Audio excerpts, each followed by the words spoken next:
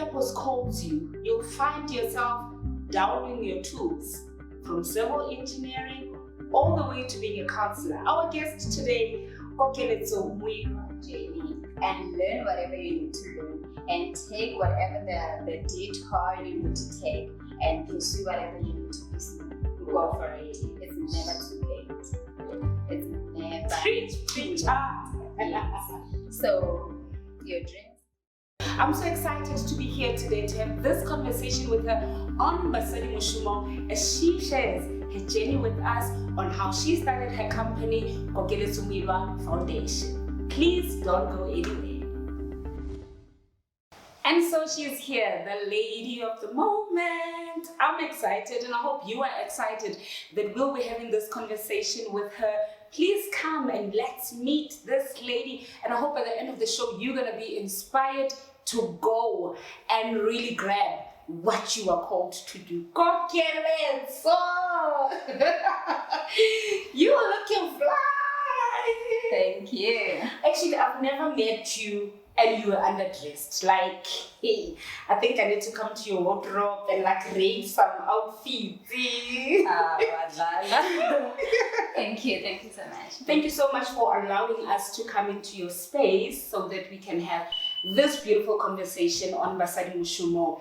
I want to start at the very beginning of your life, just to help our audience get an idea of who you are, where you come from, etc. So where did you grow up, and how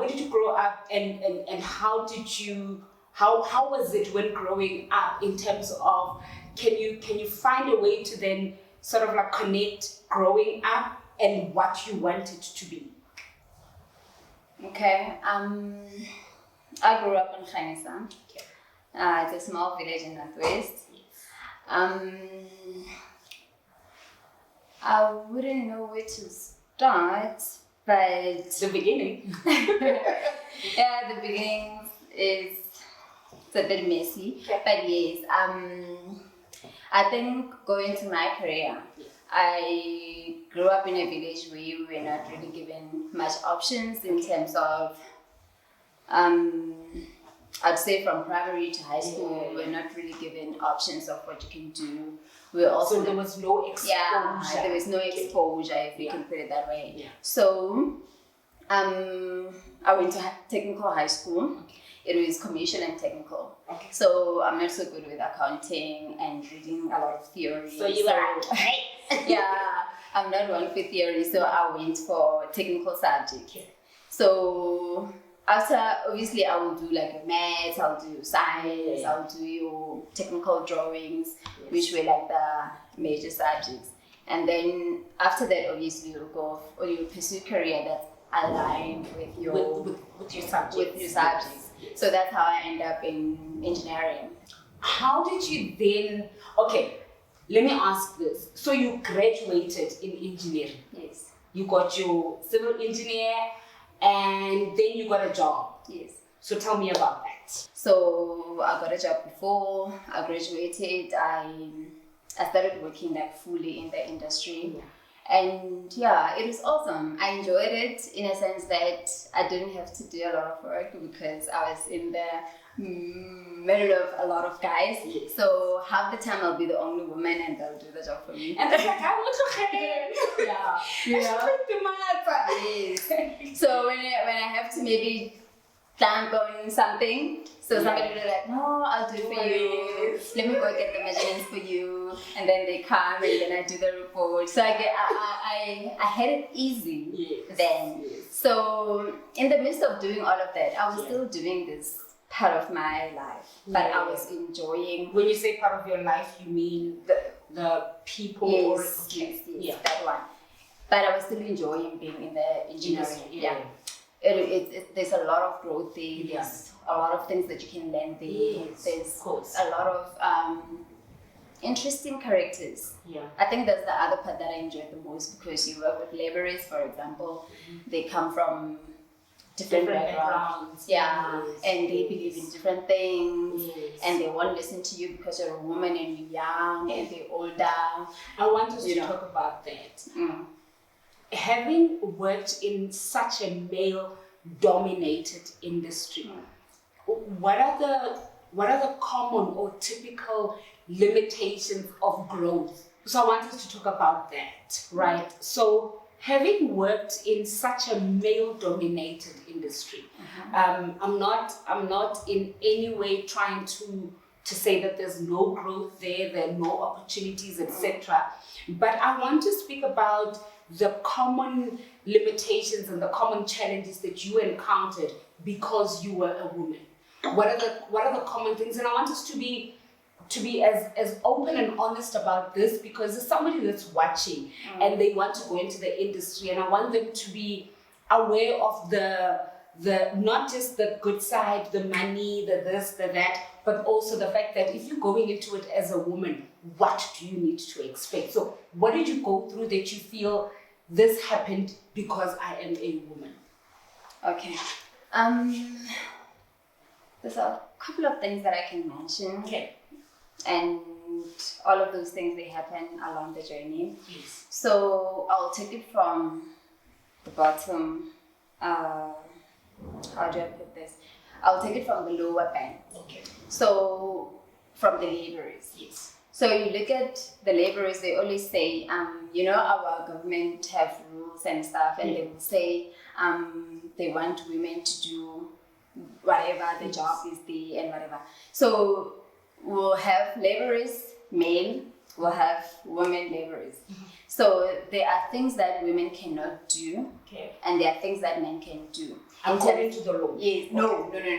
According to the reality now. Okay. Because that's the law. They say, we must have this 50-50 thing. But then when you practicalize the whole thing, it doesn't really work. Yeah. So with them, there are things where people, they have to dig whatever. They digging, say foundation, they digging. Women cannot do that. Yeah. Even if you can dig, but it's not... It's the physical strength. Yeah, you don't have that carrying heavy stuff, Yes. There's a whole lot of things that happen there that only men can handle. Yeah. But because there's this 50-50 thing that we also wanted by being in that industry, is so from there, it's hectic. And then from us engineers, it becomes easier because as much as you work in this industry and you do this work, you apply mainly what you know. Mainly what you studied. Yes. So in most cases, you more delegate than you actually do the work. So it has never been physical for me to actually do the work where I can say it's hard. And as you grow into the whole thing and you get into a space where you feel like you've done a lot of this and there's nothing you can learn more than what you already know, I then went into business. I feel like if I'm doing this project and I'm getting them right and I hand over this project and the client is happy, why can't I do it myself? So I did it myself, and then I registered the company. I was doing engineering. Yes, I had the construction company. I still have it. It's still in operation even now. Yes. Yes. Yeah, it's still in operation. It's still operating. And then in that space, that's where you now experience the challenges. Where you need to now go get those projects. Nobody's hiring you. You need to now go get the projects. You need to make sure that you bid for whatever that's there. You need to make sure that you put yourself out there and build this baby here. But in the process of doing that, there's a whole lot of vultures, if I can put that way. Look, it's vultures. There's a whole lot of vultures that will look at you and they'll be like, oh, she looks so pretty, she's so young, she doesn't know anything, And then they'll think you don't know anything, then they will dangle the carrot. You do this, I will give you this. I give you this, you give me that, So in most cases, there's always sexual thing that has to come with you getting the project. So they will say, if you sleep with me, if I can say it that way, you sleep with me, I give you this. You do this, I give you that. You my girlfriend, then you get to get this benefit, So in that process, the company doesn't grow as much as you want it to because grow. you're not willing. let your guard down and to drop your standards by the riverside. Girl, you must never do that. Yeah. If there's one thing you must never do, you must never allow such things. Because the minute you compromise yourself to get this once you will then that's the whole same then way. you have to continue doing it. Yeah. And continue doing it, you not only make him money, but you're losing yourself in the process. Sometimes you would go, I've seen a lot of girls go in and do it, they go ahead and do it and they don't get the project. Yes, you do it and you still don't get the project. I just got a headache. No, but that's the reality of it. Yeah. That's the reality of it. Yeah. It's not only in the construction side of business, everywhere. I've seen it happening everywhere. I've seen it happening. I've spoken to a lot of women. You know, I do a lot of women stuff. Women's talks and stuff, events, yes. And you come across people that will ask you, how are you doing it? Like, but just stay true to yourself. You know, stay true to yourself. If you know what you want, you just go and get it. Yeah. And the minute you put your business here, you put your standards here and your values and your beliefs and everything, you put them here. Then you put God first. Come on. And then He will make a way. He always does, you know. And if it's not happening, it's not happening. It's not the time.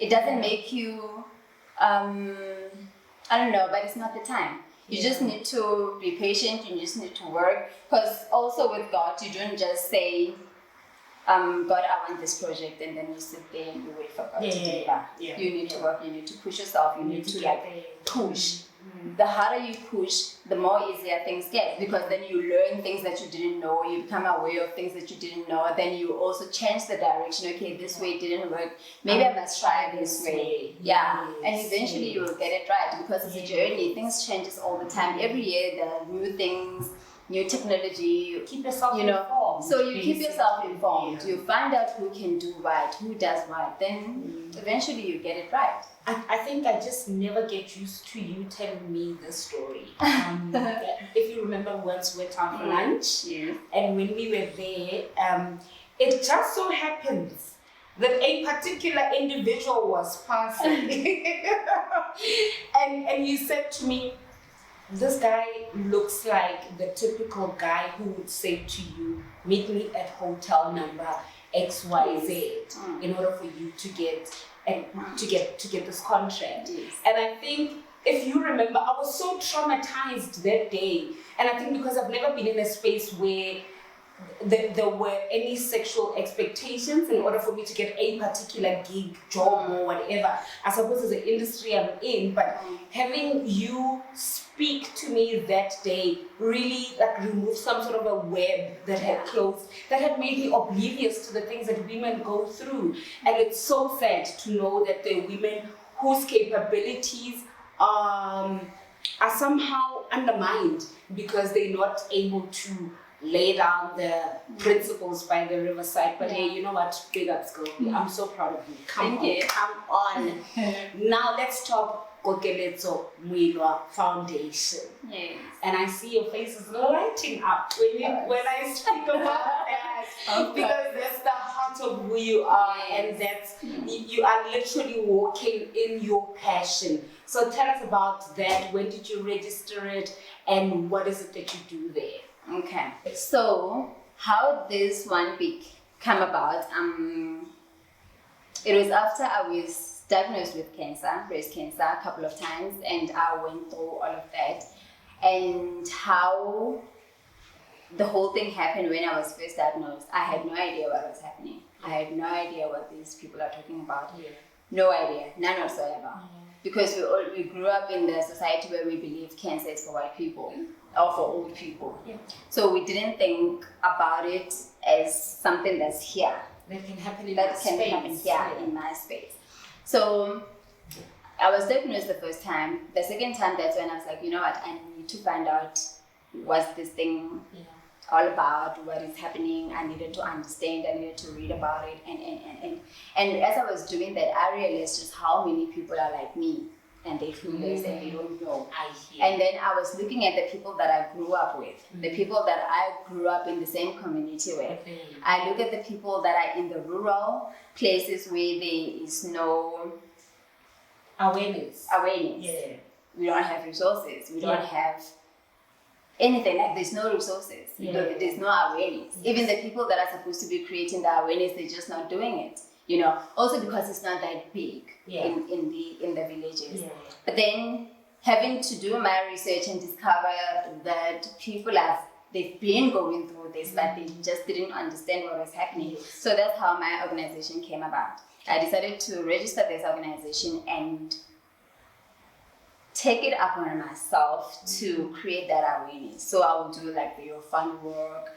I will do all kind of things all kind of events that people come and we teach them and we learn, and I post all of those things that people need to know about. So that's how my organization came about. And like I just told you, I always explore different opportunities.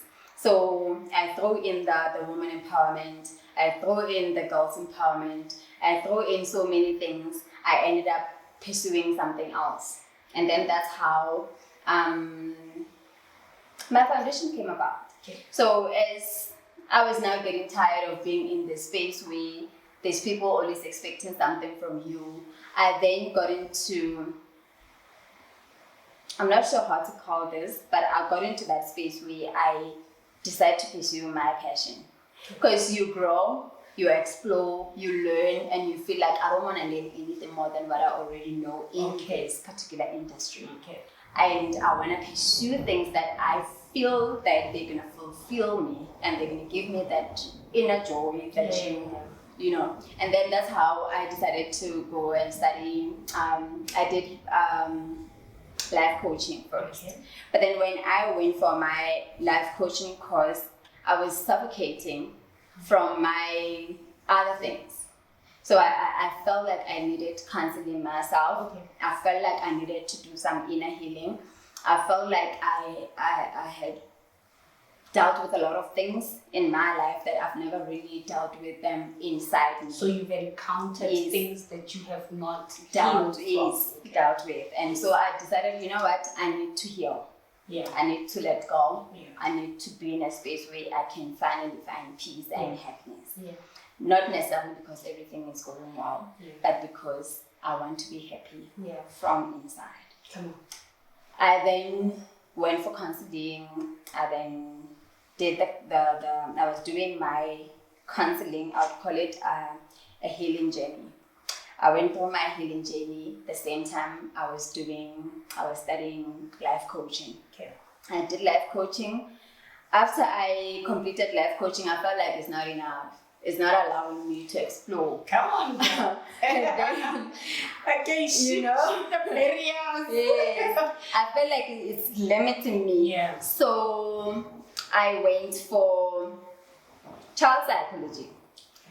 But then doing the psychology, I obviously, like I already mentioned, that I don't have the background of this particular industry because I've been in the You are an engineer. Yeah, I'm an engineer. What are you doing in psychology? What do you know about psychology? So I got in there, and then I had to start from scratch. So I did counseling. So counseling, it's like basic counseling. Basic counseling. So it allows me to now register for the actual psychology degree. I see. Yes. So I did that, qualified, completed, whatever, and then that's how the whole thing came about.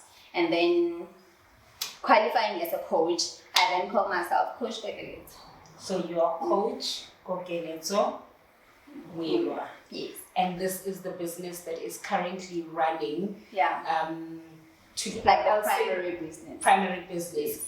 And would you say it's under the Kokeletso Moiloa Foundation? Yes. It is. I see. So what is the one thing you truly enjoy about when you are in the space where you are called Coach Kokeletso? Like, what is that one thing that gives you a moment at the end of the day, every day when you leave the office?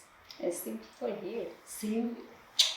when I see people here, like you walk in my office and you like clouded by this darkness and you are drowning, you are literally suffocating.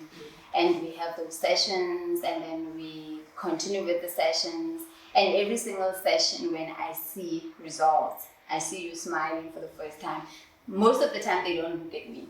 So when we sit, she'll sit there or whoever will sit there, I'll sit here. They'll be facing that way, but they're talking to me and I'm sitting here. And I allow you, then they get on with it.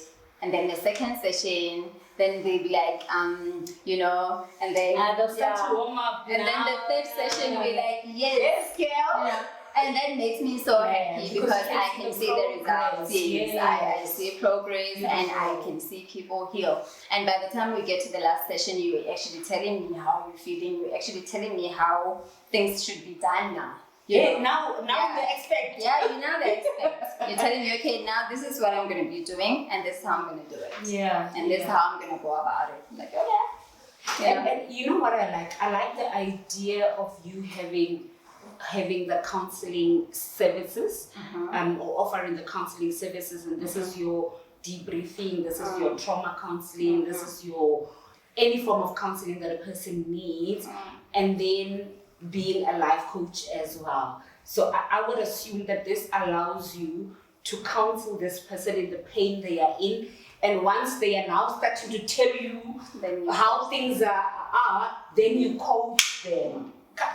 One of you know how to get the dime in the purse. So tell me about how you saw or how you still see the two coming together.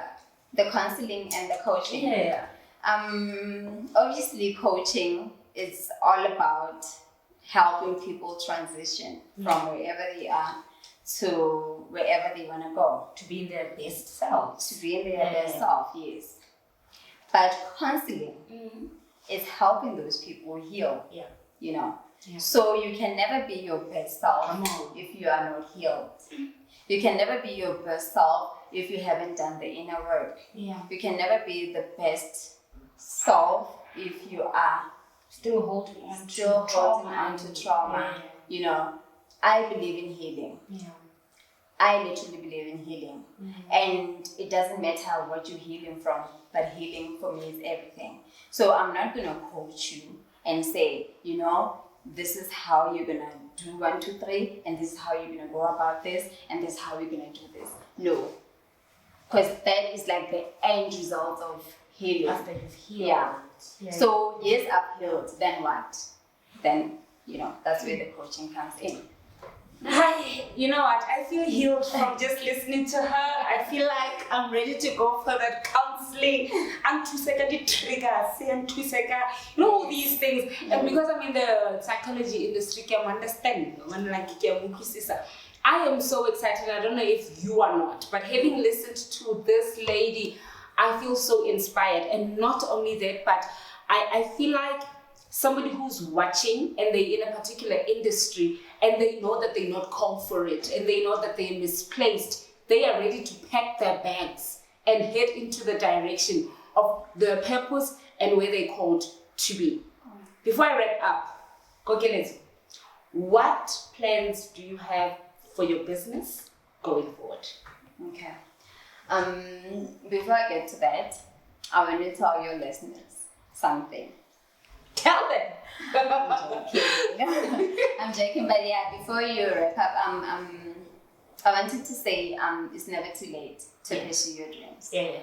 It's never too late to pursue your dreams. Your passion. Your passion. Whatever the journey you are in now, it's not a waste. You are not wasting your time, you are not wasting your knowledge, you are not wasting anything. It's building you up to where you want to go. There's something you want to use when you are going. And also, the everything that you are learning, everything that you are, the challenges, the obstacles, everything, the joy, the happiness, everything that you are gaining from the journey you are in now is literally helping you to realize where you don't want to be, and it helps you to get to where you want to go. And if you allow yourself to be in that journey and learn whatever you need to learn and take whatever the detour you need to take and pursue whatever you need to pursue, go for it. It's never too late.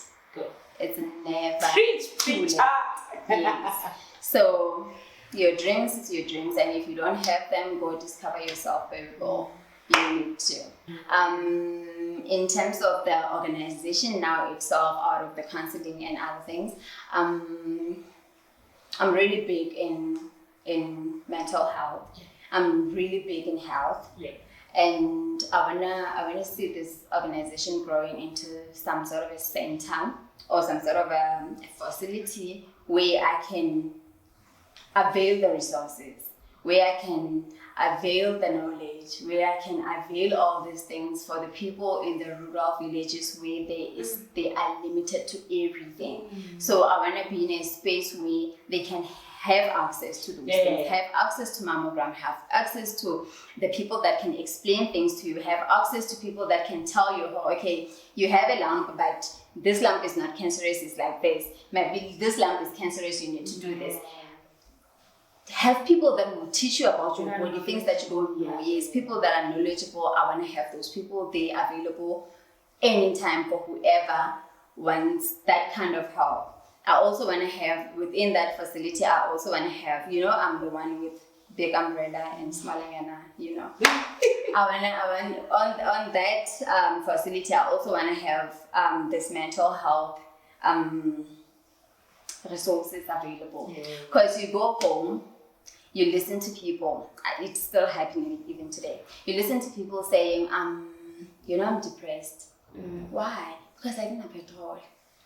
So depressed, I don't have petrol. Yeah, what's that? And this person is like, oh, depressed. Like they use the words so carelessly. Exactly. So I feel like people need to understand what depression is. Yeah. Also, they need to understand that they have problems, because you listen to people saying, yes, can have the problems, but when you listen to these problems, or you try to figure out, okay, the problems is like this person only this bipolar happening, this one having this one happening, this one, like there's always something happening. This one is severely traumatized, and this trauma is now manifesting into this kind of behavior. Now these people, they are doing so many things that they're not supposed to be doing, and when you now trace back to the root of the problem, you realize how this person is dealing with a lot of things, and they don't know. The sad part is they don't know. So you want to be in a space where you can avail those resources for people. I'm available for them now, and they don't use me,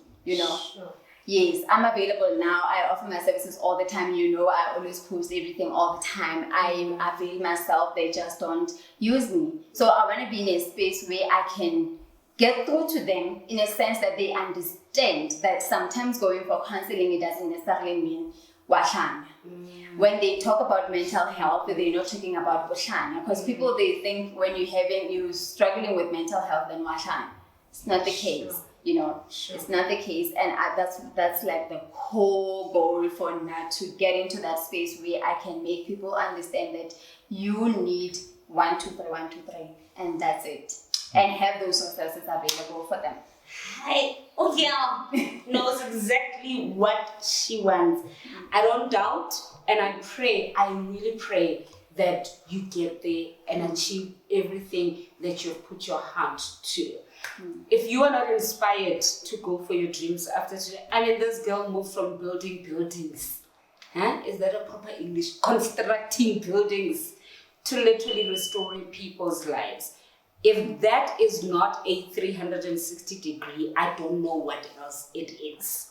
I hope that you go for your dreams from today onwards and reach them and live them. This is Basadi Moshomong, and next week we bring you another phenomenal woman telling her business journey. Ciao!